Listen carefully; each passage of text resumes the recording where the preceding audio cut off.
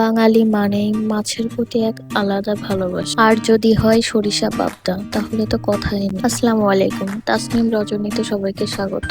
আমার চ্যানেলে নতুন হলে চ্যানেলটি সাবস্ক্রাইব করে দিও। ফার্স্টে বাদামগুলো আমি গরম পানি দিয়ে একটি পাত্রে ভিজিয়ে রাখবো।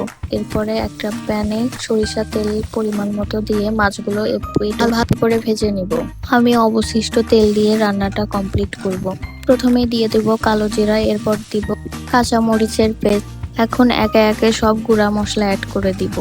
এরপর ভিজিয়ে রাখা বাদামের পেস্ট অ্যাড করে দিব। এরপর হালকা পানি দিয়ে মশলাটা ভালোভাবে কষিয়ে নেব। এখন রেডি করব রেসিপির মূল উপকরণ, সরিষা বাটা। ব্লেন্ড করে নিয়েছি, এখন আমি মশলার সাথে ভালোভাবে মিশিয়ে দিব। মশলাটি ভালোভাবে কষিয়ে নিয়ে এরপর পরিমাণ মতো পানি অ্যাড করে দিব। এরপর ভেজে রাখা পাবদা মাছগুলো একে একে সব দিয়ে দিব। এখন কয়েকটি কাঁচামরিচ অ্যাড করে দিব সুন্দর ফ্লেভারের জন্য, সাথে উপর দিয়ে কিছু কালো জিরা দিয়ে দিব। এরপর ঢাকনা দিয়ে 5 মিনিটের জন্য ঢেকে রাখবো। 5 মিনিট পরে এই তো আমার রান্না কমপ্লিট। আজকের মতো বিদায় নিচ্ছি, দেখা হবে পরবর্তী কোনো ভিডিওতে। ততক্ষণ সবাই ভালো থাকেন, সুস্থ থাকেন, আল্লাহ হাফেজ।